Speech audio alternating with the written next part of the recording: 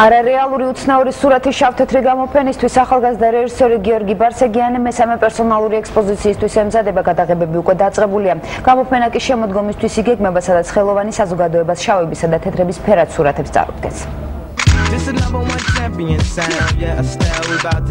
ფოტოსესიისთვის ანგები რეჟისორმა ქუჩაში შეარჩია. თეთრკანიანი გოგოების ცოდნა კი მას შემდეგ დაიწყო, რაც დეტალურად ჩამოაყალიბა, თუ როგორი ტიპაჟები მოუხდებოდნენ შავკანიანებს. ძიძიე საქართველოში ფეხბურთს თამაშობს. პარიზში მოდელი იყო, შესაბამისად მისთვის ეს ახალი საქმე უცხო არ არის. ძიძიესაგან განსხვავებით იდიო ირწმუნება, რომ ქართველია.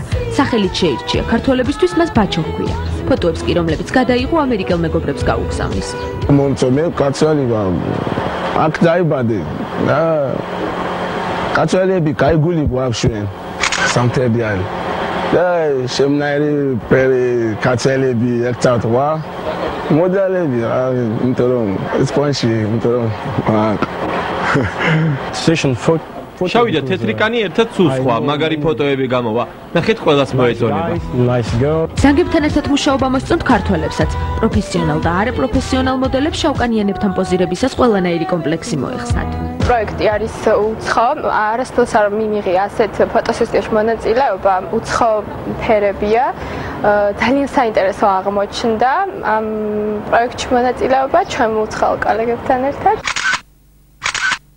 მოცეკვავა, კერძოდ ბალეტის მსახიობი და ამ პროექტში მოვხდი ძალიან შემთხვევით, ძალიან მომეწონა ამ ხალხთან ურთიერთობა. რეჟისორ გიორგი ბარსეგიანისთვის ეს რიგით მესამე პროექტია. კადრები არარეალური ფილმებიდან. ამ პირველი ნამუშევრის შემდეგ სლაიდ-შოუ შეიქმნა. თეთრის და შავის გადაღება კი იმიტომ გადაწყვიტა, რომ კვლავ არარეალური უცნაური სურათი დახატოს. საკმაოდ თემატური იყო დღეს შავკანიანები ჩვენთან ჩამოსული, ამიტომ გადაწყვეტე გამიკეთებინა მithumet ეს საინტერესოა, როგორც ფოტოგრაფისთვის შავი და თეთრი ბალანსირება ამ ორი ფერი საკმაოდ რთულია.